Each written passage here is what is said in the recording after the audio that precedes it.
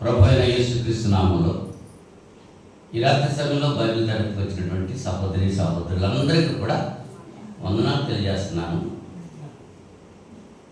అలాగే యూట్యూబ్లో వాక్యము వీక్షిస్తున్నటువంటి ప్రతి సహోదరునికి కూడా చింతపల్లిలో ఉన్నటువంటి క్రీస్తు తరపుగా హృదయపూర్వక వందనాలు తెలియజేస్తున్నామండి. అంత బాగున్నారు కదా? మన సహోదరులు సహదేవ్ గారి భార్య ఫ్లారెన్స్ గారు విజయవాడలో స్వర హాస్పిటల్లో ఉన్నారు. ఆమె పరిస్థితి బాగోలేదని చెప్పి ప్రార్థన చేయమని కోరారు. మొన్న 4-5 రోజులు బట్టి ఆమె గురించి మనం అంతా ప్రార్థన చేస్తున్నాం. చాలామంది చేస్తున్నారు. మొదట ట్రినిటీ హాస్పిటల్లో జాయిన్ చేశారు. తర్వాత విజయవాడలో మణిపాల్ హాస్పిటల్లో జాయిన్ చేశారు. తర్వాత అక్కడి నుంచి స్వర హాస్పిటల్ తీసుకెళ్ళారు. అక్కడ ట్రీట్మెంట్ పొందుతున్నారు, కానీ పరిస్థితి బాగోలేదు అని చెప్పి తెలియజేశారు. ఏదైనా దేవునికి చిత్తమే నెరవేరుతుంది. మనం ప్రార్థన చేయటం వరకే మన యేసుప్రభు గెత్సేమనే తోటలో ఆయన పొందబోయేటువంటి శ్రమల గురించి ఆలోచన చేసి, తండ్రి నీ చిత్తమైతే ఈయన నా యొక్క నుంచి తొలగించండి, ఆయనను నీ చిత్తమే నెరవేరు కాక అన్నారు. దేవుని చిత్తమే నెరవేరుతుంది కాక. మనం అనుకున్నది అనుకున్నట్టు ఏమి జరగవు, అనుకోనివి అనుకున్నట్టుగా జరగవు. ఇదైనా దేవుని చిత్తం చేత మనం ప్రతి విషయంలో కూడా దేవునికి లోబడి నీ చిత్తమే సిద్ధించగాకని యేసు ప్రభు వారితో కలిసి మనం ప్రార్థన చేయాలి తప్ప మాకు అది కావాలి, ఇది చెయ్యి, ఇది చూద్దాం అనేటువంటి ఆలోచన మనకి ఉండకూడదు. మనకి ఏది కావాలో అది ఆయనకి తెలుసు. మన అడగకముందే మన అక్కర్దాన్ని ఆయన తీరుస్తున్నాడు. ఏది మనకు మేలో అది మనకి ఇస్తున్నాడు. మన బిడ్డలకి ఏదైతే మేలుకరంగా ఉంటుందో అదే మనం ఇస్తాం. అలాగే తండ్రి దేవుడు కూడా మనకి ఏది మేలో అది చేస్తూ ఉంటాడు. ఆమె గురించి మనం ప్రార్థన చేస్తున్నాం. ఇప్పుడు కూడా చిన్న ప్రార్థన చేసుకుని దేవునికి వాక్యంలోకి మనం ప్రవేశిద్దాం. మహోన్నతులైన మా పరలోకపు తండ్రి, మీ ఘన నామానికి స్తుతులు స్తోత్రాలు సమర్పణ చేసుకుంటున్నాం. గతించిన శుక్రవారం నుంచి ఇంతపర్యంతం మీ మహా దయచేత కృప చేత నన్ను మమ్మల్ని సజీవ లెక్కలో ఉంచారు, సురక్షితంగా కాచి కాపాడారు. ఈ రాత్రి సమయంలో ప్రియులమైన మీ బిడ్డలతో కలిసి ఇంతవరకు కీర్తన ద్వారా మిమ్మల్ని స్తుతించడానికి, మహింపరచడానికి మీరు మాకు ఇచ్చిన సమయం బట్టి స్తుతులు స్తోత్రాలు సమర్పణ చేసుకుంటున్నాం. ఇప్పుడు వచ్చిన ప్రతి బిడ్డను దీవించండి. ఆన్లైన్లో మీ యొక్క వాక్యాన్ని వీక్షిస్తున్నటువంటి ప్రతి సహోదరుని కూడా మీరు ఆశీర్వదించి మీ కృపలో భద్రపరచమని ప్రార్థన చేస్తున్నాం. ప్రత్యేకంగా మా సహోదరి ఫ్లారెన్స్ గారి కొరకు ప్రార్థన చేస్తున్నాం.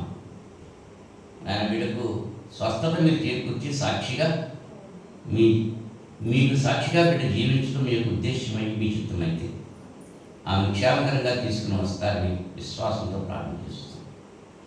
నాయన శ్రమలు సహించేటువంటి మనస్సు మాకు దయచేయండి. సోదరులు సహదేవ్ గారికి కావాల్సినటువంటి ధైర్యం మీరు ప్రసాదించమని ప్రార్థన చేస్తున్నాం. వారి కుటుంబాన్ని దీవించి మీ కృపలో భద్రపరచండి. నాయన కావాల్సినటువంటి సహాయ సహకారాలు అందించి మీ నామకు మహిమ తెచ్చుకోండి. తాడేపల్లిగూడలో ఉన్న మహాలక్ష్మి నగర్లో ఉన్న క్రీస్తు సంఘం కొరకు ప్రార్థన చేస్తున్నాను. సంఘ బిడ్డలందరూ కూడా నాయన సేవకుని కుటుంబం కొరకు ఎంతో ప్రయాసపడుతున్నారు, ప్రార్థిస్తున్నారు. అలాగే చింతపల్లిలో ఉన్నటువంటి క్రీస్తు సంఘం కూడా ఆ కుటుంబం గురించి ప్రార్థన చేస్తున్నాము. అందరి యొక్క ప్రార్థనలు మీరు ఆలకించి ఆ బిడ్డకు నాయన మీ చిత్తమైతే స్వస్థత చేకూర్చి క్షేమకరంగా తీసుకొస్తారని విశ్వాసంతో ప్రార్థన చేస్తున్నాం. అలాగే ఈ సమయంలో వాక్య భాగంలో పెడుతున్నాము. అపవిత్రమైన పెదవులు కాల్చి పవిత్రపరిచి పరిశుద్ధులను మీ లేఖనాలు దీవెన మీ బిడ్డలకు అందించడానికి చిన్న పనుమట్టుగా నన్ను వాడుకొని మీ నామకు మహిమ తెచ్చుకుంటారని యేసుక్రీస్తు వారి అతి పరిశుద్ధ నామంలో ఈ ప్రార్థన అడిగి వేడుకున్న పరలోకపు తండ్రి, ఆమేన్. మరి ఒకసారి అందరికీ వందనాలు తెలియజేస్తున్నాం. గత శుక్రవారం మనం తెలియజేసుకున్నటువంటి పాఠ్యభాగం అది పూర్తి కాలేదు. అది ఇంకా ఆ పాఠమే కొనసాగించడానికి ఇష్టపడుతున్నాను. ఒక్కసారి వచనం చదువుకుని వాటిలోకి మనం ప్రవేశిస్తాం. పేతురు రాసిన మొదటి పత్రిక 5వ అధ్యాయం 5వ వచనం నుంచి చదువుతున్నాను. మీరు పరిశీలిస్తారని తెలియజేస్తున్నాను. చిన్నలారా, మీరు పెద్దలకు లోబడి ఉండి, మీరందరూ ఎదుటివారి ఎడల దీన మనస్సు అను వస్త్రము ధరించుకొని మిమ్మును అలంకరించుకునండి. దేవుడు అహంకారులను ఎదిరించి దీనులకు కృపను గ్రహించును. దేవుడు తగిన సమయమందు మిమ్మును హెచ్చించినట్లు ఆయన బలిష్టమైన చేతి క్రింద దీన మనస్సులయ్యుండి ఆయన మిమ్మును గురించి చింతించుతున్నాడు కనుక మీ చింత యావత్తు ఆయన మీద వేయండి. నిబ్బరమైన బుద్ధి గలవారే మెలకుగా ఉండండి. మీ విరోధి అయిన అపవాది గర్జించు సింహమలే ఎవరిని మింగుతున్నాని వెలకుతూ తిరుగుతున్నాడు. లోకమందున్న మీ సహోదరులు ఈ విధమైన శ్రమలే నెరవేరుతున్నవని ఎరిగి విశ్వాసం నందు స్థిరులై వారిని ఎదిరించు. తన నిత్య మహిమకు క్రీస్తునందు మిమ్మల్ని పిలిచిన సర్వకృపానిధి దేవుడు కొంచెము కాలం మీరు శ్రమపడిన పిమ్మట తానే మిమ్మల్ని పుణ్యులుగా చేసి స్థిరపరచి బలపరచు. యుగ యుగములకు ప్రభావము ఆయనకు కలుగునుగాక. ఆమేన్.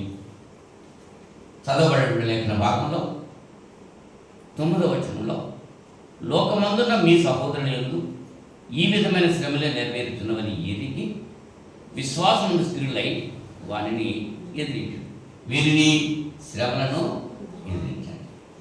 గత వారం మనం శ్రమలంటే ఏమిటి, శ్రమలు ఎందుకు వస్తాయి, క్రైస్తవులు కూడా శ్రమలు వస్తాయని బైబిల్ బోధిస్తుందా, శ్రమల వలనే విశ్వాసులు సంపూర్ణులవుతారు అనేటువంటి విషయాలు ఆలోచించాం. ఈ దినాన్ని శ్రమలు వచ్చినప్పుడు వ్యతిరేకంగా ప్రవర్తించిన వారు ఉన్నారు, చాలామంది ఉన్నారు. కొంతమందిని జ్ఞాపం చేసుకుందాం.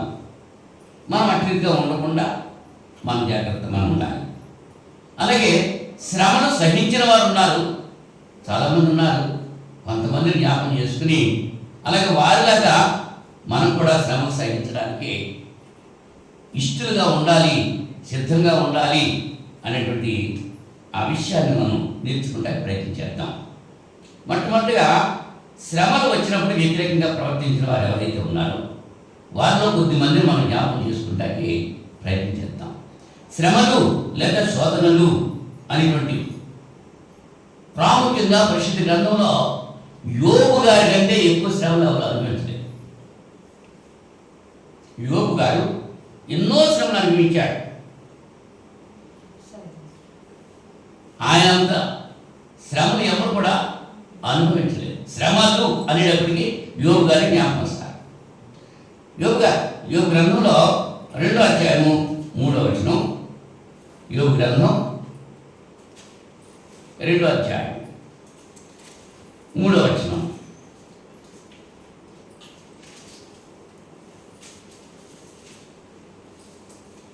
తీసిన వారు చదవచ్చు. అందుకు యెహోవా నీవు నా దేవుడైన నీవు నా సేవకుడైన యోబు సంగతి ఆలోచించితివా?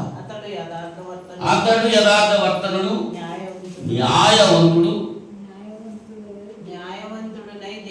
దేవుని ఎడల భయభక్తులు కలిగి చెడుతనం విడిచిపెట్టినవాడు. 4 విషయాలు.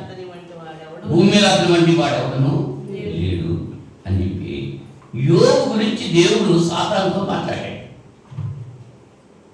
సాతాను గడు అన్నాడు, అతని చుట్టూ నువ్వు కంచి వేసావు కాబట్టి అట్లా ఉన్నాడు, ఆ కంచి తీసేయి, అతని చేత నిన్ను దూషించేలా చేస్తాను అన్నాడు. అంటే దేవునికి సాతానికి కలిగినటువంటి వాదం యోబు గారికి ఏమన్నా తెలుసా? తెలియదు. యోబు దేవుని ఎడల భయభక్తులు కలిగి ఉన్నాడు.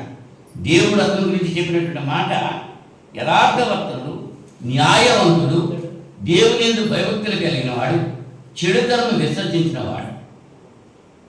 భూమి మీద అతని వంటి అప్పుడు కూడా 4 విషయాల గురించి తెలియజేస్తున్నాడు. అతని భార్య ఎలా ఉండాలి మరి?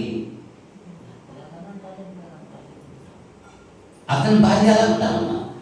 ఇటువంటి శ్రమలు అనుభవించాడండి యోబు గారు. ఇన్ని శ్రమలు, బిడ్డలు 10 మంది ఒక్కసారి కాలిపోయారు, చనిపోయారు.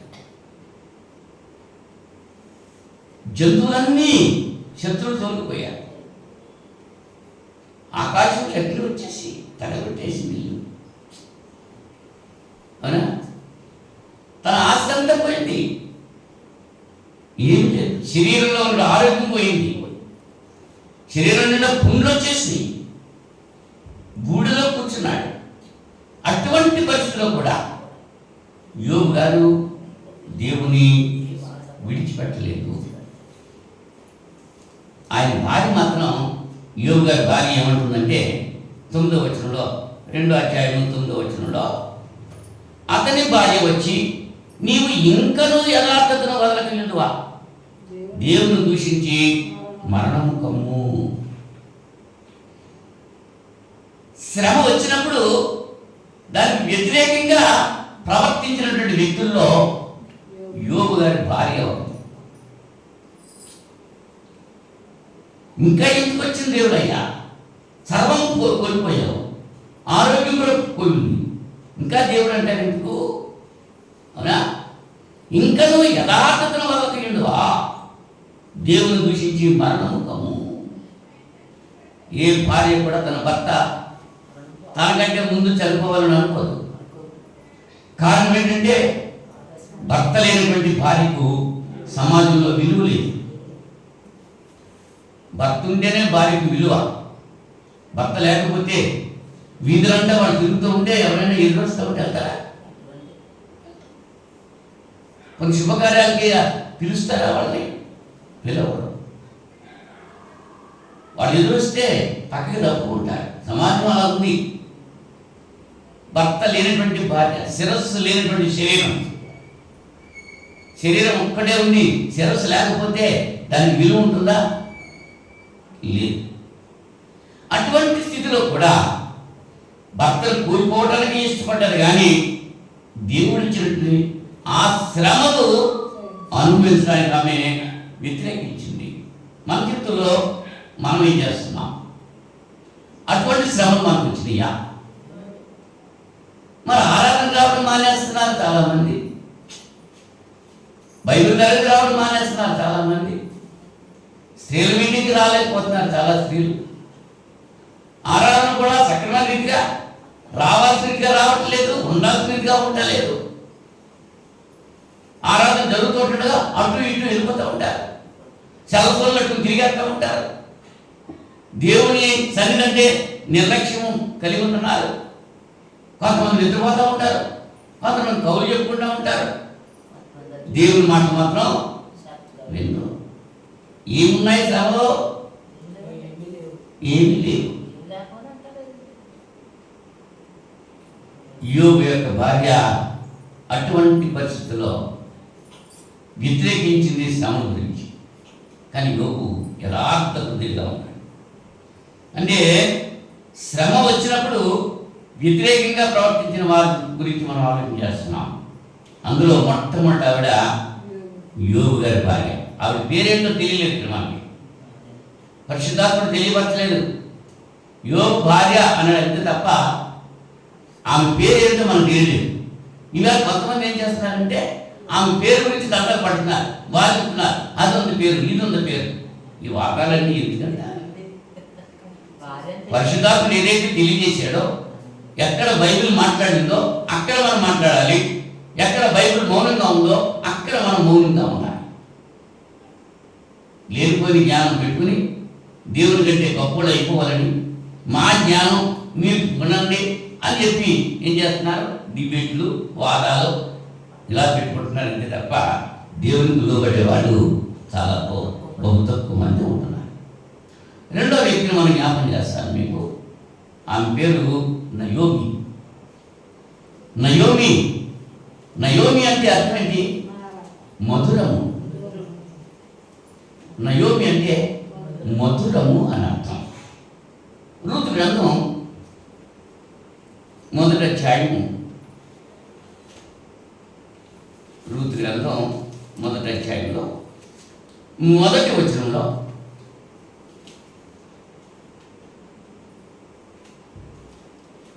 న్యాయాధిపతులు ఏలిన దినములందు దేశంలో కరువు కలుగగా యూదా బెత్లెహేము నుండి ఒక మనుష్యుడు తన భార్యను తన ఇద్దరు కుమారులను వెంట పెట్టుకుని మోయాబు దేశమున కాపురం ఉండటకు వెళ్ళాను. ఆ మనుషుని పేరు ఎలీమెలెకు, అతని భార్య పేరు నయోమి. అతని ఇద్దరు కుమారుల పేర్లు మహ్లోను, కిల్యోను. వారు యూదా బెత్లెహేము వారైన ఎఫ్రాతీయులు. వారు మోయాబు దేశమునకు వెళ్ళి అక్కడ కాపురం ఉండేది. నయోమి గురించి మనం ఆలోచన చేస్తే, వీళ్ళు కాపురం ఉన్నారు అక్కడ. ఎందుకు వెళ్ళారు? బెత్లెహేము నుంచి కరువు వచ్చిందని వెళ్ళారు. బెత్లెహేము అంటే రొట్టెల ఇల్లు అని అర్థం, దేవుని యొక్క సన్నిధి. అక్కడి నుంచి ఎక్కడికి వెళ్ళారు? మోయాబు దేశం వెళ్ళారు. మోయాబీయులు, అమ్మోనీయులు శపితమైనటువంటి సంతానం, లోతు కుమార్తెల ద్వారా వచ్చినటువంటి సంతానం, శపితమైన సంతానం. పరిశుద్ధమైన దేవుని సన్నిధి విడిచిపెట్టేసి శపితమైనటువంటి దేశానికి వెళ్ళారు. కారణం ఏంటంటే కరువు వచ్చిందని. కరువులో ఆదరించడా దేవుడు? కాపుల చేత ఏలియాను పోషించలేదా? ఆయన యందు భయం కలిగిన వారిని చంపేస్తాడా ఆటలతోటి? మీకేం కావాలో నాకు తెలుసు, మొదట నా నీతిని రాజ్యాన్ని వెతకమన్నాడు.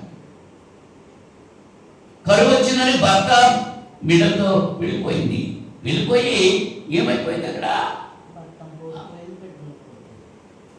ఇంకా అందులో మనం చదివితే భర్త చనిపోయాడు, కుమారులు ఇద్దరు చనిపోయారు. అక్కడ అన్య స్త్రీలను పెళ్లి చేసింది కొడుకులకి. ఒక ఇజ్రాయేలీలు అన్య స్త్రీలను పెళ్లి చేసుకోకూడదు, కానీ వీళ్ళు ఇజ్రాయేలీ అన్య స్త్రీలను కొడుకులకి పెళ్లి చేసింది. కొడుకులు ఇద్దరు చచ్చిపోయారు, భర్త చనిపోయాడు. అటువంటి పరిస్థితిలో బెత్లెహేములో మళ్ళా కరువు పోయింది అన్న సంగతి తెలిసి మళ్ళీ తిరిగి వచ్చేటప్పుడు పెద్ద కోడలు వార్తతో, అమ్మా నేను నా దేశం వెళ్ళిపోతున్నాను, ఇది మీ దేశం కాబట్టి మరి నేను మళ్ళా బిడ్డలు కానీ మీకు పెళ్లి చేయడానికి నా వయసు లేదు, అంచేత మీ పుట్టింటి దగ్గర ఉండిపోవడాన్ని ఇతర కోడళ్ళకి చెప్పింది. పెద్ద కోడలు అయితే సరే అత్తగారు అని నీ మాటే నా మాట అని పుట్టింటి దగ్గర ఉండిపోయింది. కానీ రూత్ మాత్రం అలాగనద్దు అతమ్మ, ఎప్పుడైతే నేను నీ కుటుంబంలో నేను ప్రవేశించాను, నా తండ్రి ఇంటిని విడిచిపెట్టాను, నా తండ్రి ఇంటిని మర్చిపోయాను, ఈ నీ కుటుంబమే నా కుటుంబం, నీ దేవుడే నా దేవుడు, నీ జనమే నా జనము, నువ్వెక్కడ జీవిస్తావో నేను అక్కడే జీవిస్తాను, నువ్వెక్కడ చనిపోతావో నేను అక్కడే చనిపోతాను, నిన్ను ఎక్కడ పాతి పెడతారో నన్ను కూడా అక్కడే. రూతు యొక్క తీర్మానం తిరిగి వచ్చింది. తిరిగి వచ్చినప్పుడు ఈ నయోమి ఏమంటుందో చూద్దాం. 20వ వచనంలో, 20వ వచనం, 1వ అధ్యాయం 20వ వచనంలో ఆమె 19వ వచనం నుంచి, వారు బెత్లెహేమునకు వచ్చినప్పుడు ఆ ఊరి వారందరూ వారి యొద్దకు గుంపు కూడి వచ్చి, ఈమె నయోమి కదా అని అనుకునుచుండగా ఆమె, సర్వశక్తుడు నాకు చాలా దుఃఖం కలిగేశాడు కనుక నన్ను నయోమి అనక మారా అనుడి అంటుంది. నయోమి గారు మాట్లాడుతున్నారా? వచ్చారు, చాలా కాలం అయింది వెళ్ళిపోయి, వచ్చారు, ఈమె నయోమి కదా అని చెప్పి ఆ ప్రజలంతా కూడా వచ్చి పలకరిస్తున్నారు. పలకరిస్తుంటే ఏం అమ్మా వచ్చాను అని చెప్పి దేవుడు కృపతో తీసుకొచ్చాడు అని సంతోషంగా చెప్పాలి. కానీ ఏమంటుంది? సర్వశక్తుడు నాకు దుఃఖం కలిగేసినట్టు లేదు, చాలా దుఃఖం కలిగేశాను. ఎవరి మీద నేరం పోతుంది? దేవుడు వెళ్ళిపోమన్నాడు అక్కడి నుంచి. మొట్టమొదటి చదువుకున్నాగా దేవుడిని అడిగారా కరువు వచ్చిందని? ఈ కరువు వచ్చింది నాయనా, ఈ కరువులో మేమేం చేయము, ఆ కరువులో ఆ దేశంలో ఆ ప్రజలంతా లేరా? ఈ కుటుంబం ఒకటేనా? వాళ్ళంతా అక్కడ ఉన్నప్పుడు వీరు మాత్రమే ఎందుకు వెళ్ళిపోవాలి? జ్ఞానం గల స్త్రీ తన ఇల్లు కట్టుకుంటారు. ఎలిమినకి తెలియదు అనుకో, మరి భార్య ఏం చేయాలి? ఏమయ్యా, ఇది మన దేశం, ఇది దేవుని యొక్క ఆశీర్వాదం ఇప్పుడు ఉంది, ఇక్కడేంటి మనం వెళ్ళకూడదు అని భర్తకి చెప్పాలి. చెప్పగలిగిందా? లేదు. ఎలిమినకి రమ్మంటే వెనకాల వెళ్ళిపోయినంతే. కానీ జ్ఞానవంతురాలు తన ఇల్లు కట్టుకుంటారు. భర్త తప్పు చేసినా, భర్త మంచి చేసినా వెనకాల భార్య ఏం చేయాలి? భర్తని కంట్రోల్లో పెట్టుకోవాలి. అబ్రాహాముతో దేవుడు ఏం చెప్పాడు? నీ భార్య అయిన శారాయి మాట నువ్వు విను. హాగర్ని నిలబెట్టమన్నా అప్పుడు సందర్భంలో నీ భార్య మాట విను అన్నాడు. భార్య మాట వింటే బాగుపడతాడు. అలాగని అహాబులాగా యెజెబెల్ రాణి చెప్పినట్టుగా ఆడమని కాదు, వివేచన కలిగి ఉన్నాడు. అహాబురాజు భార్య మాట విన్నాడు. భార్య చెప్పిందల్లా ఆమె ఎలాగ ఆడిందో తైతక్కలు ఆడాడంతే. అది దేవునికి ఇష్టమైంది కాదు. ఇంకేంటంటే భర్త భార్యను ఏలాలి, భార్య భర్తకు లోబడి ఉండాలి. లోబడి ఉండే భర్తను మంచి మార్గంలో నడిపించాలి. ఒక మంత్రిగా, రాజుకు మంత్రిగా, రాజు మంత్రి ఎలాగ సలహా ఇస్తాడో అలాగే భార్య భర్తకు సలహా ఇవ్వాలి. మంచి మార్గంలో వెళ్ళగలిగేటట్టు నడిపించాలి. అంటే తీర్పుపత్రికలో చెప్తాడు, ఎవరి స్త్రీలు వివాహం చేసుకుని తన భర్తలను బిడ్డలను ప్రేమించి గృహ పరిపాలన జరిగించాలి అంటాడు. గృహ పరిపాలన జరిగించాలి. స్త్రీ గురించి చెప్తున్నాడు. మరి ఇక్కడ నయోమి ఏమంటుంది? తన ఇష్టానుసారంగా వెళ్ళిపోయింది.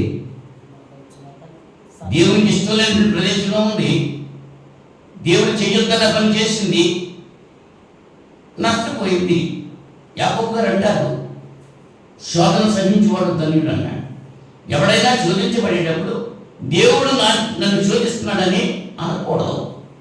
దురాశ గర్భం ధరించి పాపము కనుక పాపం పరిపక్వమై మరణాన్ని కట్టారు. అంతేగాని దేవుణ్ణి దూషించడానికి వీలు లేదు. కనుక నయోమి ఏం చేస్తుంది?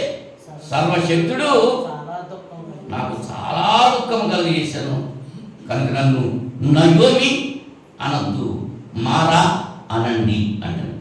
నయోమి అనేటువంటి మాటకు మధురము అని అర్థం, మారా అనేటువంటి మాటకు చేదు అని అర్థం. ఈ మారా అనేటువంటి మాటను తిరగేస్తే రామ అవుతుంది.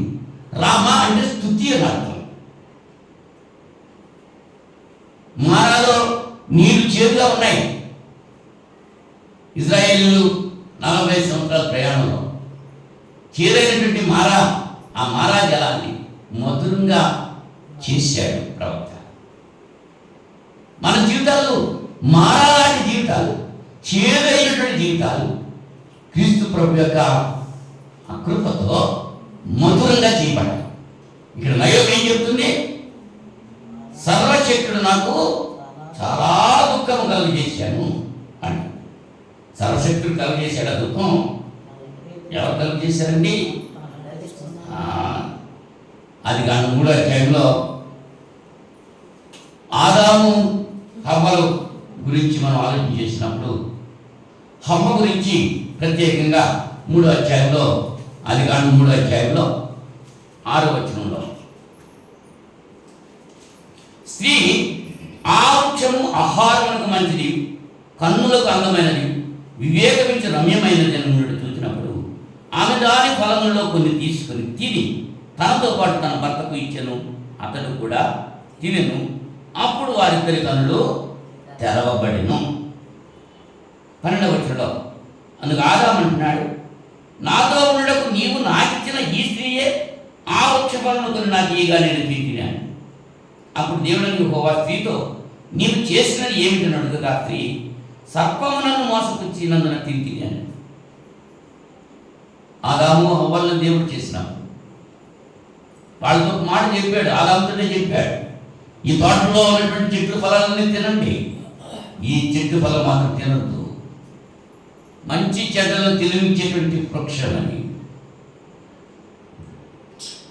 ఆ ఫలాన్ని మీరు తింటే చనిపోతారని చెప్పాడు. సాతాను వచ్చాడు. అమ్మమ్మ ఒక్కటే ఉంది, ఆదాము దగ్గర లేదు. ఆదాము ఒకచోట ఉన్నాడు, అమ్మమ్మ ఒకచోట ఉంది. ఆదాము దగ్గరికి వెళ్ళే ధైర్యం సాతానికి లేదు. అమ్మమ్మ దగ్గరికి వెళ్ళింది, మోసపించింది. ఇది నిజమా అని అడిగింది. దేవుడు తినొద్దన్నాడా? చూసారా? అంటే ఈ అవ్వమ్మ దేవుని మాట కంటే సాతాను యొక్క మాట ఎక్కువగా ఉన్నది. దేవునితో సమానంగా ఉండటం, దేవునితో సహవాసం కలిగి ఉండటం, దాంతో సంతృప్తి పడలేదు. దేవుని కంటే గొప్పడైపోవాలి అనేటువంటి ఆలోచన అవ్వ మనసులో పెట్టేసింది. ఎవరో? సాతాను. సాతాను శోధించాడు. ఆ శోధన వచ్చినప్పుడు అవ్వం ఏం చేయాలి? నైనా ఈమె పళ్ళు గురించి చెప్తుంది ఏంటి అని భర్తను అడగాలి. భర్తను అడిగిందా? సొంత పెత్తనం చేసేసిందంట. అవునా? భార్య పెత్తనం చేయకూడదండి. పెత్తనం చేయడానికి దేవుడు ఎవరికి ఇచ్చాడు? భర్తకే ఇచ్చాడు. నీ భార్యని ఏలు అన్నాడు అంతే. భార్యతో ఏమన్నాడు? నీ భర్తకు లోబడిండు అన్నాడు. లోబడితే దీవించబడ్డా. అమ్మమ్మ భర్త మాట్లాడలేకలేదు. భర్తతో చెప్పిందా? చెప్పలేదు. పైపెచ్చు ఆ పళ్ళు తినేసి పట్టుకొచ్చి మరి నువ్వు కూడా తినేసే పని ఇచ్చేసింది. తా జడ్డ పోయి మనమెల్ల చేర్చాలి. తాను తిరిగిపోయింది, భర్తను కూడా చేరపా చేస్తాం. అని ఇక్కడ మనం ఆలోచించాల్సింది, శ్రమ వచ్చింది. ఆ శ్రమ వచ్చినప్పుడు నయోమి ఏం చేసింది? వ్యతిరేకించింది. దేవుడు చేశాడు అనుకుంటుందంతే. దేవుడు యోబు గ్రంథం 6వ అధ్యాయము 4వ వచనంలో యోబు గారు కూడా ఈ విషయంలో ఒక మాట. 6వ అధ్యాయము 4వ వచనం. యోబు గ్రంథం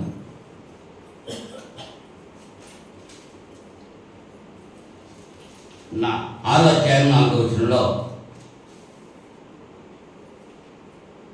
సర్వశక్తుడకు దేవుని అంబులు నాలో చొచ్చెను, వాటి విషము నా ఆత్మ పాలన చేయుచున్నది. దేవుని భీకర కార్యములు నాతో యుద్ధము చేయుటకై పంక్తులు తీరుచున్నవి అంటున్నాడు. యోబు ప్రత్యుత్తరం ఇస్తున్నాడు. ఇక్కడ యోబు చెప్పేటువంటి మాట, సర్వశక్తులకు దేవుని అంబులు నాలో చొచ్చెను అంటున్నాడు. దేవుడు సర్వశక్తులను ఒప్పుకున్నాడు. ఆయన అంబులు నాలో వచ్చేసింది అంటున్నాడు. ఆయన వేసాడా బాణాలు? సాతాను వేసాడా? ఎవరు బాణాలండి? కానీ యోబు ఏమంటున్నాడు? దేవుడి మీద పెట్టేస్తున్నాడు. నయోమి ఏం చేస్తుంది? దేవుడి మీద పెట్టేస్తుంది. సర్వశక్తుడు నాకు చాలా దుఃఖం కలిగేసాడు. మన జీవితాల్లో కూడా ఉంది. దేవుని వల్ల మేలు పొందుతున్నాం. కొన్ని కష్టాలు వచ్చినప్పుడు, ఇబ్బందులు వచ్చినప్పుడు, ఇరుకులు వచ్చినప్పుడు దేవుడే ఇలా చేశాడు అని దేవుని మీద నేరం వేస్తూ ఉంటాం. అది తగదు అనేటువంటి విషయాన్ని ఈ రాత్రి సమయంలో మనం ఆలోచించాలి. పాత నిబంధనలో ఇద్దరిని జ్ఞాపకం చేశారు. క్రొత్త నిబంధనలో మరొక ఇద్దరిని జ్ఞాపకం చేయడానికి ప్రయత్నం చేస్తున్నా. పేతురు గారు ఉన్నాడు. ఎవరండి? ఈయన యేసు ప్రభు యొక్క ప్రథమ శిష్యుడు, పెద్దోడు. మొట్టమొదటి ఆయన్నే ఏర్పాటు చేసుకున్నారు. ఆయన ఎలా తీసుకున్నారు ఏర్పాటు? లూకాసు వార్త 5వ అధ్యాయము 1 నుంచి 11 వచనాల్లో పేతురుని యేసు ప్రభు మొట్టమొదట శిష్యులుగా ఏర్పాటు చేసినటువంటి విధానం చూస్తున్నాం. అక్కడ లూకాసు వార్త 5వ అధ్యాయం 1 నుంచి 11 వచనాల్లో మనం చూస్తే, జనసమూహము దేవుని వాక్యము వినుచు ఆయన మీద పడుతుండగా ఆయన గిన్నె సరస్సు తీరమున నిలిచి ఆ సరస్సు తీరమున ఉన్న 2 దోణులను చూచెను. జాలరులు వాటిలో నుండి దిగి తమ వలలు కడుగుచుండిరి. ఆయన ఆ దోణులలో సీమోనుదైన ఒక దోణి ఎక్కి దరి నుండి కొంచెం త్రోయమని అతన్ని అడిగి కూర్చుండి దూరంలో నుండి జనసమూహంలో బోధించుతూ ఉండెను. ఆయన బోధించడం చాలించిన తరువాత, నీవు దోణెను లోతులకు నడిపించి చేపలు పట్టడానికి మీ వరను వేయుడి అని సీమోనుతో చెప్పగా, సీమోను, ఏలినవాడా, రాత్రంతయు మేము ప్రయాసపడుతుంది కానీ మాకేమీ దొరకలేదు. అయినను నీ మాట చొప్పున వలలు వేతును అని ఆయనతో చెప్పాను. వారు అలా చేసి విస్తారమైన చేపలు పట్టిరి. అందుచేత వారి వలలు పిగిలిపోతుండగా వారు వేరొక దూరంలో ఉన్న తమ పాలివారు వచ్చి తమకు సహాయం చేయవలని వారికి సంజ్ఞలు చేసింది. వారు వచ్చి 2 దోణెలు మునిగినట్లు నింపింది. పేతురు, సీమోను పేతురు అది చూచి యేసు మోకాళ్ళ ఎదుట సాగిలపడి, ప్రభువా, నన్ను విడిచిపోము, నేను పాపాత్ముడను అని చెప్పాను. ఎలా అనగా వారు పట్టిన చేపల రాశికి అతడును అతనితో కూడా ఉన్న వారందరూ విస్మయం ఉంది. అలాగే సీమోనుతో కూడా పాలివారైన జెబెదయి కుమారుడు యాకోబును, యోహానును విస్మయం ఉంది. అందుకు యేసు, భయపడకము, ఎప్పటి నుండి నీవు మనుష్యుని పట్టువాడవైందు అని సీమోనుతో చెప్పాను. వారు దోణెలను దరికి తెచ్చి సమస్తమును విడిచిపెట్టి ఆయనను వెంబడించారు. పేతురు గారి జీవితంలో యేసు ప్రభు మొట్టమొదటిగా పేతురుని శిష్యుడిగా ఎంపిక చేస్తారు. ఆ సందర్భం చూశారు. ఆ జీవితంలో ఎప్పుడు పడలేదని చేపలు పట్టలేదు. చేపల రాశి చూసి మోకాళ్ళ మీద పడి, ప్రభువా, నేను పాపాత్ముడు, నన్ను విడిచిపోయా ప్రాధేయపడ్డ ఈ పేతురు మత్తయి సువార్త 26వ అధ్యాయం, మత్తయి సువార్త 26వ అధ్యాయం 69వ వచనం నుంచి మనం చూస్తే, యేసు ప్రభును సిలువ వేయడానికి తీసుకెళ్ళిపోతున్నారు సందర్భం అది. అప్పుడు పేతురు వెలపట్టి ముంగిట కూర్చుని ఉండగా ఒక చిన్నది అతని ఎదుగు వచ్చి, నీవు గలిలయుడు యేసుతో కూడా ఉంటివి కదా అని. అందుకు అతడు, నేను ఉండలేదు, నీవు చెప్పు సంగతి నాకు తెలియదు అని అందరి ఎదుట. ఎవరండి? పేతురు. ఏమంటున్నాడు? ఒక చిన్న పిల్ల దగ్గర అబద్ధం ఆడాడు. ఏమని అబద్ధం ఆడాడు? ఏమంటున్నాడు? నేను ఉండలేదు, యేసుతో ఉండలేదు నేను. ఆ పిల్ల అంటుంది, నువ్వు యేసుతో కూడా ఉన్నావు, గలిలయులకు యేసుతో నువ్వు ఉన్నావు అంటే, బిబ్బమే నేను ఉండలేదు, నాకు తెలీదు అన్నాడు. అతడు నడవలోకి వెళ్ళిన తర్వాత మరి ఒక చిన్నది అతన్ని చూచి, వీడును నజరేయుడు యేసుతో కూడా ఉండెను అని అక్కడి వారితో చెప్పగా, అతను ఒట్టు పెట్టుకుని, నేను ఉండలేదు, ఆ మనిషిని నేను ఎరుగను అని చెప్పి 2 సార్లు. ఇంకా అతడు కొంతసేపు అయిన తర్వాత అక్కడ నిలిచిన వారు పేతురు దగ్గరికి వచ్చి, నిజమే, నీవును వారిలో ఒకడవే, నీ పలుకు నిన్ను వచ్చి సాక్ష్యం ఇస్తున్నానని అతనితో చెప్పాడు. అందుకు అతడు, ఆ మనిషిని నేను ఎరుగను అని చెప్పి శపించుకుంటాకి, ఒట్టు పెట్టుకుంటాకి మొదలుపెట్టాడు. వెంటనే కోడి కూసి యేసు ప్రభు చెప్పారు, నేటి రాత్రి కోడి కూయక మునిపే నన్ను ఎరగవని నువ్వు 3 సార్లు గోకుతావు చెప్పాడు. శ్రమ వచ్చింది. శ్రమ వచ్చినప్పుడు వ్యతిరేకంగా ప్రవర్తించాడు. చేపలు పట్టుకున్నప్పుడు లేదా ఆయనే అడిగాడు, అయ్యా, నువ్వు సమస్తాన్ని విడిచిపెట్టి నిన్ను వెంబడించావు, మాకేంటి అని అడిగాడు. యేసు ప్రభు చెప్పాడు, నా నిమిత్తం ఎవరిని విడిచిపెట్టిన వాడు ఇహమందు పరలోకంలో అధికంగా పొందుతారు అని చెప్పారు. విడిచిపెట్టేసిన పేతురు ఏమంటున్నాడు? కష్టం వచ్చినప్పుడు ఆయన ఎవరు నాకు మన జీవితాల్లో కూడా యేసుని ఎరగనటువంటి రీతిలో ప్రవర్తిస్తూ ఉంటాం. శోధనలు వచ్చిన సందర్భంలో మన జీవితాల్లో ఒకసారి ఆలోచన చేసుకుందాం.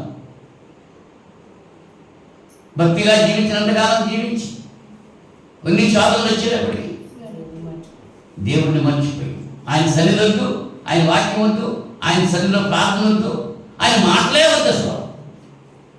మళ్ళా పాత జీవితానికి వెళ్ళిపోవటమే. దీనికి కారణం ఏంటి? శ్రమ. శోధనలు. శోధన వచ్చినప్పుడు ఏం చేయాలి? దేవుని సన్నిధిలో ప్రార్థన చేయాలి, శోధన సహించుకోవాలి. అంటే యేసు ప్రభు శిష్యులకి నేర్పినటువంటి ప్రార్థనలో మమ్మల్ని శోధనలోనికి తేక కీడు నుండి మమ్మల్ని తప్పించు. దేవుని సన్నిధిలో ప్రార్థన చేయాలి. ప్రార్థన చేయడం మానేసి ఇటు అటు తిరుగుతూ ఉంటారు. దేవుళ్ళు కానిటువంటి వాళ్ళ దగ్గరికి వెళ్తూ ఉంటారు. వాళ్ళ దగ్గర నుంచి అవి తెచ్చుకుంటారు, ఇది తెచ్చుకుంటారు. వాళ్ళ మోసపు మాటలు నమ్ముతూ ఉంటారు. వాళ్ళు ఏది చేయమంటే అది, కోళ్ళు పోయమంటే కోసేస్తారు, కుక్కను పోయమంటే కోసేస్తారు, మేకను పోయమంటే వాళ్ళు ఏం చెప్తున్నాం. దేవుడు చెప్పింది చేస్తున్నారా? దేవుడు చెప్పింది ఏం చెప్తున్నాడు? నువ్వేం చేయమంటాడు ఆయన? నువ్వు వచ్చి నా మాట విను. ఆయన మాట వింటాక నొప్పిగా ఉంటాయి, నిద్ర వచ్చేస్తాయి. ఆయన పని చేశాకే నిద్ర రాదు. ఎక్కడ అవి ఊరికి వచ్చేస్తున్నాయా? అదిగో నీకు కట్టుకొని తిట్టేసాడు, అది తీయాలంటే నీకు ఇంత 5,000 అవుద్ది, 10,000 అవుద్ది, 20,000 అవుద్ది. ఎంతైతే అంత ఇచ్చేస్తారు బయటికి. ఆడేం చేస్తాడు? శ్రమ వచ్చినప్పుడే దేవుని నామం లేదు, దేవుడు సర్వశక్తిమంతుడు, సర్వోన్నతుడు అని ఆలోచన లేదు. నువ్వు నమ్మితే దేవుని యొక్క మహిమను చూస్తావు. యోబు గారు నమ్మాడు, చూసాడా లేదా? ఈ యొక్క పేతురు నమ్మలేకపోయాడు, అనుభవించి కూడా నమ్మలేకపోయాడు. అదే పేతురికి మళ్ళా యేసు ప్రభు పునరుద్ధరణ అయిన తర్వాత మళ్ళీ చేపలు పట్టుకున్నాను. అప్పుడు 150 చేపలు పడ్డాయి, పెద్ద చేపలు పడ్డాయి. అప్పుడు ఈయన ప్రభు అని చెప్పి, అంటే మేలు చేసిన దేవుడు కీడు చేసే దేవుడు కాదా? మేలు కానీ కీడు కానీ దేవుడు చేస్తాడా? మనం చేసే పనులు బట్టి వస్తాయా? ఎవరి క్రియలు చొప్పున వానికి ప్రతిఫలం ఇస్తాడు, దేవుడు ఇస్తాడు. ఈ సత్యాన్ని మర్చిపోయి దేవుని మీద తిరుగుబాటు చేస్తూ ఉంటున్నాం. మరొక భక్తుని జ్ఞాపకం చేయడానికి బాప్తిస్మం ఇచ్చేటువంటి యోహాను గారు ఉన్నారు. యేసు ప్రభు కంటే 6 నెలల ముందు భూమి మీదకి వచ్చాడు ఆయన. 6 నెలలు తల్లి గర్భం నుంచి యేసు ప్రభు కంటే ముందు, అంటే యేసు ప్రభు కంటే 6 నెలల పెద్దోడు. ఎవరో? బాప్తిస్మం ఇచ్చేటువంటి యోహాను. యేసు ప్రభు ఆయన దగ్గరికి వెళ్ళేది బాప్తిస్మం తీసుకుంటాయి. అయ్యా నువ్వు నాకు బాప్తిస్మం ఇవ్వాలి, కానీ నేను నీకు ఇవ్వడం ఏంటి? నీ పడి నీతి యావత్తులా జరగాలన్నాడు. ఆయన బాప్తిస్మం ఉన్నప్పుడు ఇదిగో ఒక పాపం మోసుకొని దేవుడు గొర్రె పిల్ల అన్నాడు. యేసు ప్రభువుని గుర్తించాడా లేదా? శాస్త్రులు పరిచయాలు వచ్చి యోహాను దగ్గరికి వచ్చి, రాబోవాడు నువ్వా లేక ఇంకెవరినన్నా మేము ఏలియా వస్తాడని మేము మరి నమ్ముతున్నాము, నువ్వా కాదా అంటే, నేనేం కాదు, నా వెనకాల వస్తున్నాడు ఆయన, ఆయన చెప్పుల వాడు ఇక్కడ కూడా నేను యోగ్యుడు కాను అని యేసు ప్రభు గురించి చెప్పినటువంటి ఈ యోహాను హేరోదు చేసినటువంటి తప్పును తెలియజేసినందుకు చెరసాలలో వేయబడ్డప్పుడు ఆయన అడుగుతున్నాడు ఏమని? మత్తయి సువార్త 11 అధ్యాయం, మత్తయి సువార్త 11 అధ్యాయంలో 2 నుంచి 6 వచనాలు, క్రీస్తు చేయుచున్న కార్యమును గురించి యోహాను చెరసాలలో విని, రాబోవాడు నీవేనా, మేము మరి ఒకరి కొరకు కనిపెట్టవలనా అని ఆయన అడుగుటకు తన శిష్యులను పంపాడు. ఎక్కడున్నాడండి యోహానుడు? చెరసాలలో ఉన్నాడు. ఎందుకున్నాడు చెరసాలలో? హేరోదు చేసిన తప్పును బహిర్గతం చేశాడు. హేరోదు చేసిన తప్పు ఆ దేశంలో ఇంకెవరికి తెలదా? ఆ ప్రజలందరికీ తెలిసా తెలదా? తన తమ్ముడు బాగా ఉంచుకున్నాడు రాజు అని తెలుసా తెలీదా? దాసు తెలదా? చిన్నది తెలదా? తెలుసా తెలదా? మరి ఏమన్నా అన్నారా? అన్నారా? హేరోదు ఏమన్నా అన్నారా? అనలేదు. మరి అప్పుడు వాళ్ళ ఈయనకేంటి బాధ? అనుకున్నాడా? లేదు. సత్యం గురించి సాక్ష్యం అంటే వచ్చాడు ఆయన. తప్పు జరుగుతున్న వాటి చోట దాన్ని ఎదిరించాలి, గద్దించాడు. నువ్వు రాజు అయి ఉండి నీ తమ్ముడి భార్యను ఉంచుకున్నావు, అది పొరపాటయా? పొరపాటు అని చెప్పేటప్పటికి తీసుకెళ్ళి చేస్తాను వేసాను. ఇవాళ కూడా బోధ చేస్తూ ఉంటే, సత్యం చెబుతూ ఉంటే ఏం చేస్తారు? ముప్పు వచ్చారు. ముప్పు వస్తున్నారు అనుకున్నాడా? లేదు. ఏమైనా సరే ఖండించాడు, గర్భించాడు, బుద్ధి చెప్పాడు. తీసుకెళ్ళి చేస్తాల్లో వేసినప్పుడు అప్పుడు ఈయనకు అనుమానం వచ్చేసింది. గర్భంలో ఉన్నప్పుడే గంతులేశాడు. తల్లి గర్భంలో ఉండగా, ఎలిజబెత్ గర్భంలో ఉండగా, మరియమ్మ వచ్చినప్పుడు మరియమ్మ గర్భంలో యేసు ఉన్నాడు, ఎలిజబెత్ గర్భంలో యోహాను ఉన్నాడు. ఎలిజబెత్ అంటుంది, నా ప్రభు తల్లిని చూడటంతో నా గర్భంలో ఉన్న శిశువు గంతులు వేస్తున్నాడు అని చెప్పాలి. గంతులు వేసాడట. మరి అప్పుడు ఇప్పుడేమంటున్నాడు? రాబోవాడు నువ్వేనా? నేను ఎక్క ఎవరికైనా కనిపెట్టాలా? యేసు దగ్గర శిష్యులు పంపాడు. అప్పుడు యేసు అంటున్నాడు, మీరు వెళ్ళి విన్న వాటిని కన్న వాటిని యోహానుకు తెలియపడి, గుడ్డివారు చూపు పొందుతున్నారు, కుంటివారు నడుచున్నారు, కుష్ఠరోగులు శుద్ధులవుతున్నారు, చెవిటివారు వినుతున్నారు, చనిపోయిన వారు లేపడుతున్నారు, బీదలకు సువార్త ప్రకటించబడుతున్నది, మరియు నా విషయమై అభ్యంతర పడని వాడు ధన్యుడు అని ఉత్తరం ఇచ్చాడు.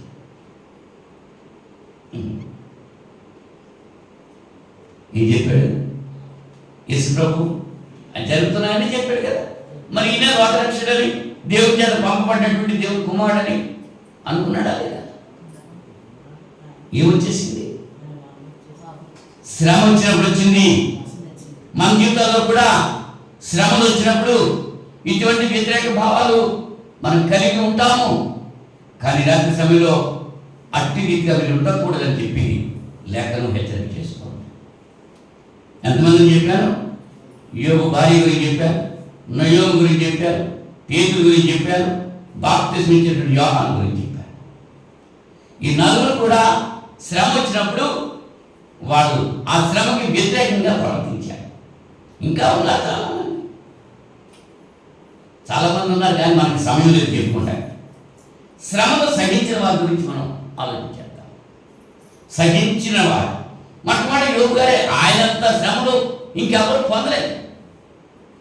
అంచేత శ్రమను సహించినటువంటి వ్యక్తి యోబు గారు. ఎన్ని శ్రమలు అనిపించాడు. అన్నింటిలో కూడా యోబు గ్రంథం 2వ అధ్యాయం 10వ వచనంలో తన భార్యతో యోబు గారు చెప్పేటువంటి మాట ఏమంటున్నాడు?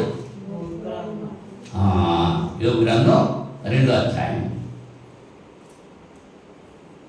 10వ వచనంలో, అందుకతడు, మూర్ఖురాలు మాట్లాడినట్టు నీవు మాట్లాడుతున్నావు, మనం దేవుని వలన మేలు అనుభవించుతామా, కీడును మనం అనుభవించగలరా అని. ఈ సంగతుల్లో ఏ విషయమందును యోబు నోటి మాటతో నేను పాపము చేయలేదు. ఎన్ని శ్రమలు వచ్చినా మరి మనం ఏం చేస్తున్నాం? శ్రమలు వస్తే మనకి ఇప్పుడు హ్యాపీగా ఉండాలంతే, ఇబ్బంది ఉండకూడదు. మనకి శ్రమ పడటానికి, కష్టపడటానికి ఇష్టాలు ఉండవు, అవునా? మరి శ్రమ పొందాలి. 10 దినములు శ్రమ కలుగుతుంది, అంతవరకు సహించుకో, జీవకిరీటం నీకు ఇస్తాను. ప్రకటన గ్రంథంలో పరిశుద్ధాత్మను తెలియజేస్తున్నాను. శ్రమను ఊర్చుకోవాలి. యోబు ఊర్చుకున్నాడు. షడ్రకు, మెషకు, అబేద్నెగో గురించి మనం ఆలోచన చేస్తే దానియేలు గ్రంథం 3వ అధ్యాయంలో, దానియేలు గ్రంథం 3వ అధ్యాయం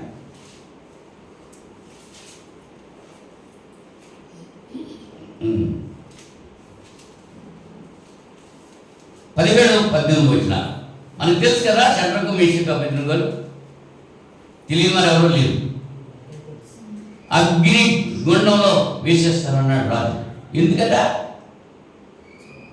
ఆ రాజుగారు నిలబెట్టినటువంటి ప్రతిమను మాత్రమే మొక్కాలి, ఇంకెవ్వరికి. ఒకవేళ మొక్కను తీసుకెళ్ళి అగ్నిలో వేస్తారు. అయినా సరే ఈ షడ్రకు, మెషకు, అబేద్నెగోలు ఆ బొమ్మ మొక్కలేదు. వార్నింగ్ ఇచ్చారు, అయినా సరే ఒప్పుకోలేదు. నువ్వు ఏర్పాటు చేసినటువంటి ఈ అగ్ని గుండం నుంచి మా దేవుడు తప్పించగల సమర్థుడు. ఒకవేళ ఆయన తప్పించకపోయినా సరే నీవు నిలబెట్టిన బ్రతుకు మేము నమస్కారం చెయ్యము. కోపం వచ్చేసి ఆ అగ్నిగుండాన్ని 7 అంతలు చేసేసారంట, ఇంకా ఎక్కువ చేసేసారు, తీసుకెళ్ళి పడేశారంతే. ఒక్కొక్కరిని 2 పట్టుకుని గెత్తేసేసారు. గెత్తేసినప్పుడు కూడా మమ్మల్ని ఇంటికి కట్టేస్తున్నారు, ఇప్పుడైనా మేము మీకు దండం పెట్టేద్దాం. మనమైతే ఏమంటాం? ఇవాళ ప్రార్థనలోకి వచ్చేవాడికి రేషన్ కట్టంటే ఎంతమంది వస్తారు? ఎంఆర్ఓ ఆఫీస్ నుంచి మనుషులు వచ్చేసి ఆదివారం ఆరాధనలో అక్కడ కూర్చుని గుమ్మం దగ్గర కూర్చుని బయటికి వెళ్ళిన కూర్చుని, ఇదిగో అమ్మా, ఇదిగో మీకు క్రిస్టియన్ సర్టిఫికేట్ ఇచ్చేస్తున్నాం, మీ ఆధార్ కార్డులో పట్టినట్టు క్యాన్సిల్ చేసేస్తున్నాం అంటే మళ్ళీ ఎవరైనా బాధకు వస్తారా?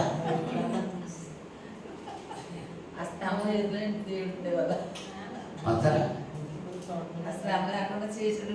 ఏమ్మా, ఇప్పుడు అదే గొడవ జరుగుతుంది. గుంటూరులో ఒక సేవకుడు 10 సంవత్సరాలు పెట్టి సేవ చేస్తాడంట. ఆయన మీదకి ఎవరు దుండగులు వెళ్ళారు. దుండగులు వెళ్ళి అతన్ని బాధ పెడితే ఆయన కేసు పెట్టాడంట, ఎస్సీ అట్రాక్షన్ కేసు పెట్టాడంట. హైకోర్టుకి వెళ్తే అది చల్లకన్నాడు, నువ్వు క్రైస్తవుడు అయ్యావు కాబట్టి నీకు ఎస్సీకి ఉన్నటువంటి ఆ సదుపాయాలు క్యాన్సిల్ అయిపోయి అని చెప్పన్నాడు. ఆయన హైకోర్టు వదిలిపెట్టి సుప్రీంకోర్టుకి వెళ్ళాడు. సుప్రీంకోర్టుకి వెళ్ళినా అక్కడ కూడా అదే తీర్పు వచ్చింది ఆయనకి. అది మరి క్రైస్తవుడిగా అయితే ఇవాళ క్రైస్తవుడికి రిజర్వేషన్స్ లేవు. మనకి 1%, బీసీసీకి 1% రిజర్వేషన్, ఎస్సీకి అన్నీ ఉన్నాయి. మరి సర్టిఫికేట్ తీసుకుంటే ఇవాళ చాలామంది పాస్టర్లు కూడా ఎస్సీగానే పరిగణింపబడుతూ మరి చర్చిలో నిర్వర్తిస్తున్నారు. మరి అలాంటి వాళ్ళ మీద మరి వీళ్ళు ఏం చేస్తున్నారు? ముందు వాళ్ళ బీసీలా, వాళ్ళ క్రైస్తవులా, షెడ్యూల్ ఎస్సీలా తెలుసుకున్నాడు.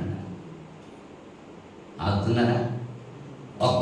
మనం దేవుని బిడ్డలు అంటే క్రైస్తవుడు అంటే యాజకులు, రాజులైన యాజకులు, దేవుని సొత్తు అయిన ప్రజలు. ఒకరు క్రైస్తవుడు చెప్పుకుంటాకి సిగ్గుపడకూడదు, భయపడకూడదు. ఇవాళ ఎంతమంది సిగ్గుపడిపోతున్నారు? పేరు క్రైస్తవుడని పక్కన ఎట్టుకుంటున్నారు, కానీ ఆ లోపలన్నీ ఏమున్నాయి? తీసుకెళ్ళి దేవాలయాలు దింపితే అక్కడ పెద్దలు ఏం చేస్తున్నారంట? బొమ్మలకు పూజలు చేస్తున్నారంట. మన జీవితాలు అలా ఉన్నాయి, ఆలోచించేయండి ఒకసారి. శత్రుకు మేషకు అభ్యర్థులు ఈ మాత్రం కూడా భయపడలేదు, తీసుకుంటే ప్రాణం తీసుకుంటారు అంతే. ఇంకేం చేస్తారు? ప్రాణాన్ని, దేహాన్ని, ఆత్మను చంపగలిగిన దేవుడికి భయపడాలి తప్ప కేవలం దేహాన్ని చంపగలిగేటువంటి మనుషులకు మనం కానీ భయపడిపోతున్నాం కదా. అదే హెచ్చరిక చేస్తున్నాడు ఇక్కడ. శత్రుకు మేషకు అభ్యర్థులు దానియేలు గ్రంథం 3వ అధ్యాయం 17-18 వచ్చినారు.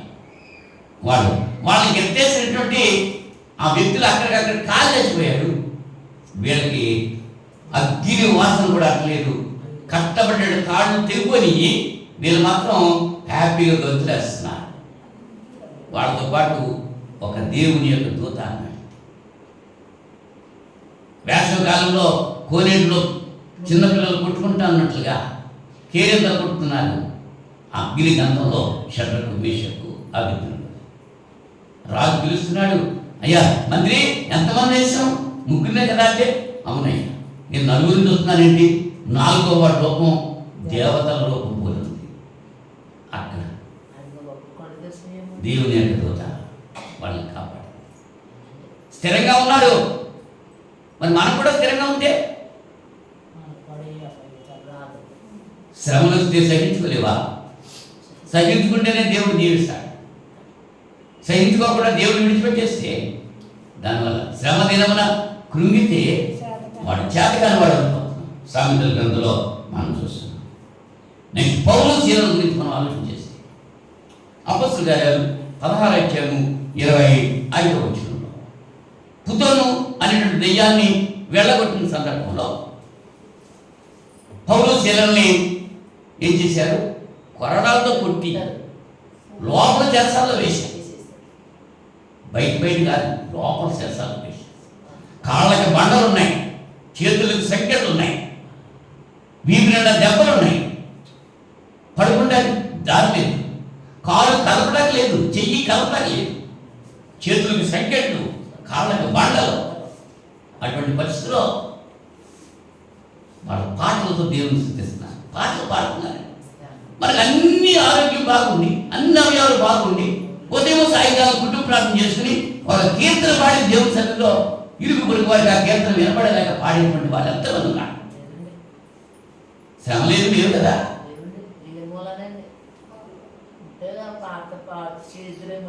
పౌలు శీలను బంధించి చెరసాలలో వేసినప్పుడు పాటలతో దేవుని స్తుతించారని.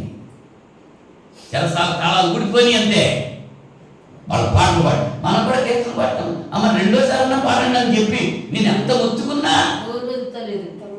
ఆ నూరులు అలాగే ఎదురుగా ఉంటాయి.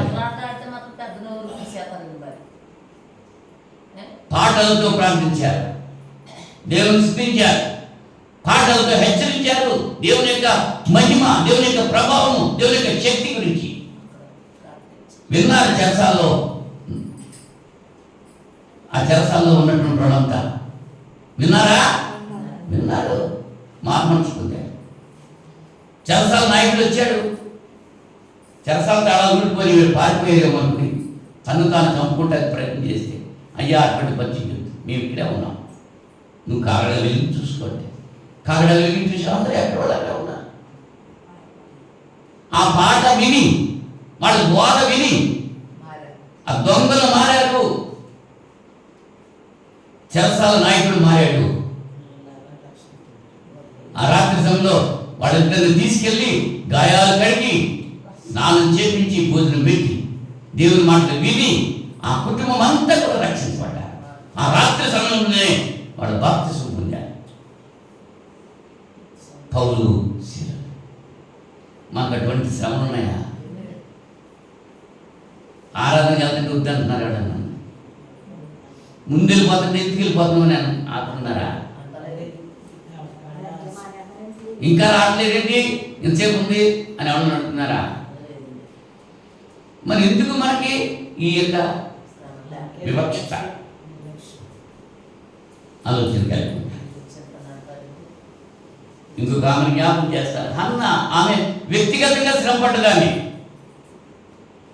దేవుని కొరకు శ్రమ పడలేదు, తన కొరకు శ్రమ పడ్డది. తన సమితికి బిడ్డలు ఉన్నారు, తనకు బిడ్డలు లేరు, దెప్పుతున్న సమితి. మనకు సామెత ఉందిగా, భర్త పుట్టినందుకు ఆడలేదంట, తోడుకోవడం దెప్పినందుకు గెలిచిందంట.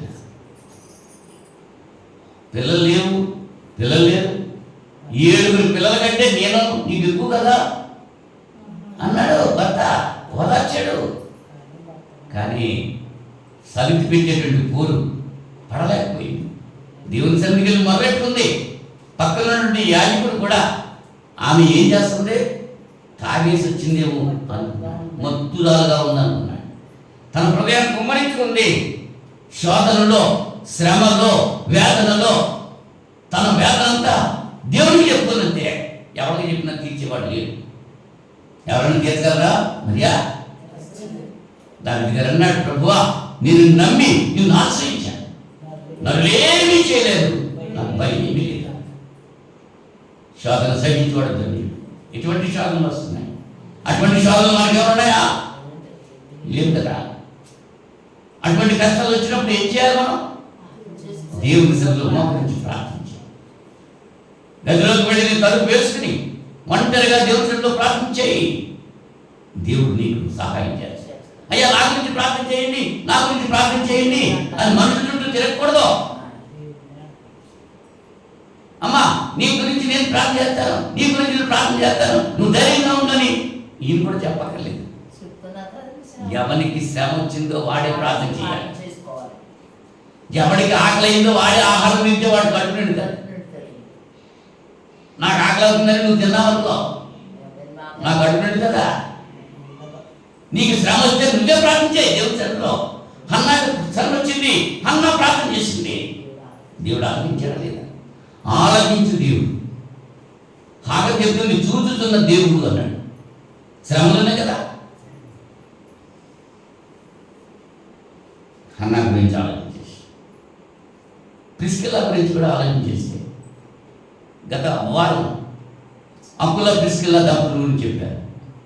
భర్త అడుగు జాడలో నడిచింది ప్రిస్కిల్లా. భర్తకు సహాయంగా ఉంది, సాధ్యమైన సహాయరాలుగా ఉంది.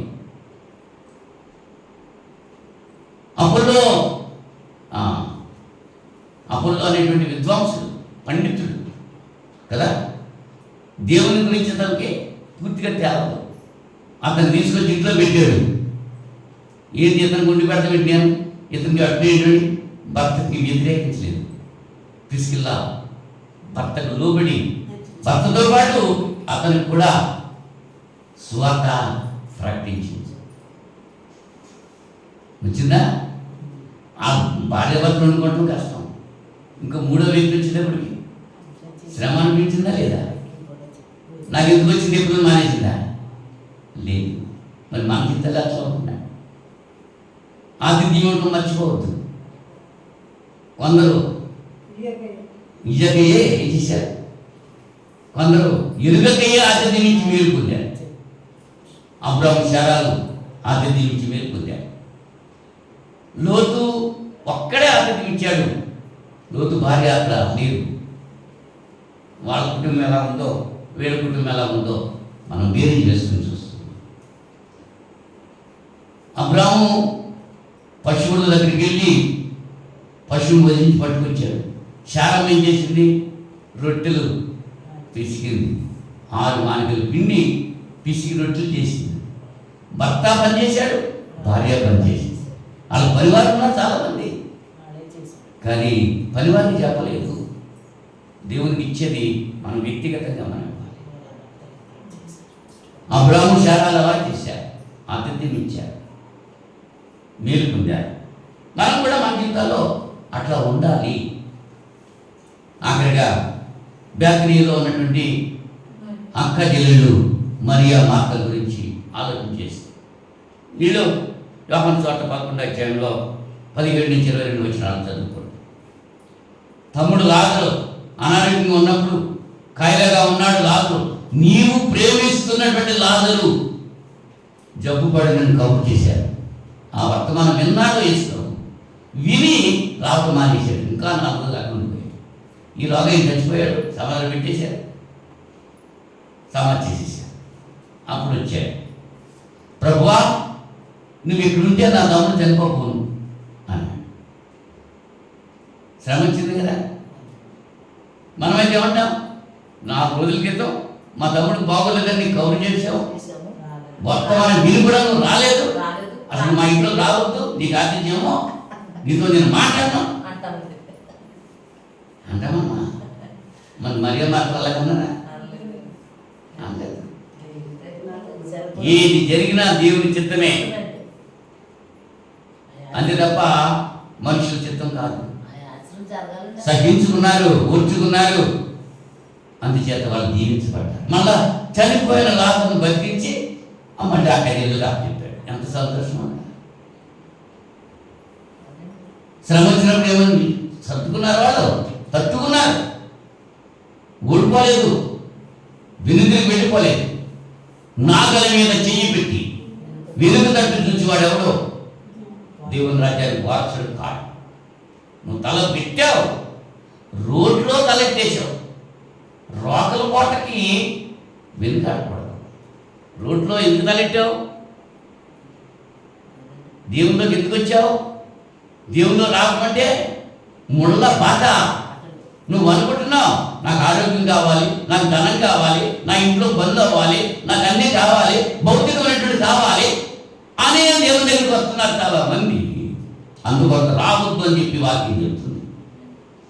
నువ్వు దేవుల్లో రాకపోయినా, దేవుల్లో లేనోడు కంటలేదా పిల్లల్ని, దేవుల్లో లేనోడు పెళ్లి చేసుకోవట్లేదా, దేవుల్లో లేనోడు ఉద్యోగాలు రావట్లేదా, దేవుల్లో లేనోడు ఇల్లు కట్టుకుంటలేదా? దేవుళ్ళకి వచ్చేనా వస్తాయా? దేవుని దగ్గరికి రావాలి, ఆత్మ సంబంధ ఆశీర్వాదాలు రావాలి. దేవుని దగ్గరికి వచ్చేవాడు ఎలా రావాలి? ఆయన రాదగిన విధంగా రావాలి. దేవుడు పరిశుద్ధుడు, మనం కూడా పరిశుద్ధులుగా ఉండాలి. ఆయన ఘనుడు, ఆయనకు మనం లోబడి ఉండాలి. నేను పరిశుద్ధుడు కాబట్టి మీరు కూడా పరిశుద్ధులుగా ఉండాలి అని ఆయన చెప్తున్నాడు. పరిశుద్ధత లేకుండా దేవుని ఎవడో చూడలేడు. మోసాలు, అన్యాయాలు, అక్రమాలు. ప్రకటన గ్రంథం 21వ అధ్యాయంలో,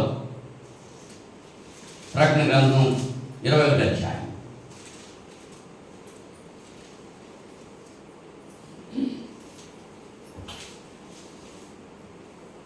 8వ వచనంలో, పిరికి వారును, అవిశ్వాసులను, అసఖ్యులను, నరహంతకులను, వ్యభిచారులను, మాంత్రికులను, విగ్రహారాధకులను, అబద్ధికులందరూ అగ్ని గంధకంలో మండు గుండంలో పాలు పొందుదురు. ఇది 2వ మరణం. 8 రకాలైనటువంటి లక్షణాలు ఇక్కడ ఉన్నాయి. ఆ లిస్టులో మన పేరుందేమో చూసుకుందాం. ఎవరంటాడో? పిరికివారు. ఏంటి పిరికివారు? దేవుడు అంటే పిరికితనం దేవుడు మనకు ఇవ్వలేదు. ధైర్యం కలిగిన ఆత్మని ఇచ్చాడు. ధైర్యంగా పోరాడాలి. పౌలు గారు పోరాడాడు ధైర్యంగా. పిరికితనం దేవుడు మనకు ఇవ్వలేదు. పిరికివారు. దేవుడు పని చేయడానికి, అన్ని పనులు చేయడానికి ధైర్యం ఉంటుంది. దేవుడు పని చేయడానికి అయ్యో వాళ్ళు ఏమనుకుంటారు, వీళ్ళు ఏమనుకుంటారు.